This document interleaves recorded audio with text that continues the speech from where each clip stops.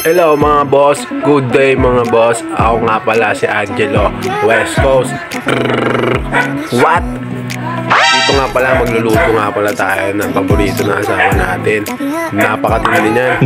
Pinahanap pa ako sa lahat ng lugar dyan. Hirap nga ako dyan. Kaya naglagay na pala ako dyan, sibuyas, bawang, kanto, konting halo lang. Todo-todo na yan, halo-halo lang muna tayo dyan. Papainit lang muna natin sa dahil lumabas yung mga aroma.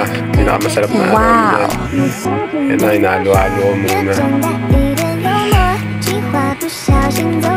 Mas mura kasi sa Save More kaysa sa palengke. Mahal kasi sa palengke na ito eh. Kaya nilagay ko na pala dyan yung atay. Yan ang pinaka-nagpapasarap din dyan. Diba naman, no? Solid na solid yan. Pero nilinis na pala natin yan, mga luto tayo. Paborito niya kasi ito eh. Napatindi na ito eh.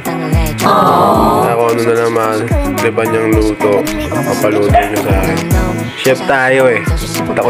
Cooking master boy. Si Angelo, yan. Naglagay na pala ako dyan ng suka. Toyo, syempre. Hindi mawala yan. Konting halo. Yan. Diba? Oh.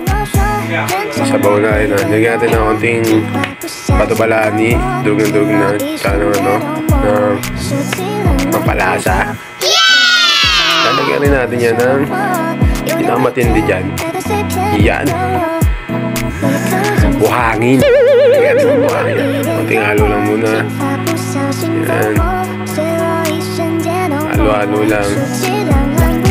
Sa paborito kasi na asawa ko ito eh. Tsaka ng anak ko rin eh. Ayaw sana lutuin ito eh. Nakakatamad kasi magluto talaga kung tutusin. Ito na bumibili-bili na ng ulam sa labas. Yan, maganda doon. Tapos konting saing lang. Okay na, gusto na. Tatakpan muna natin yan. Maya-maya luto na yan. Ayan. Konting halo, titikman na natin.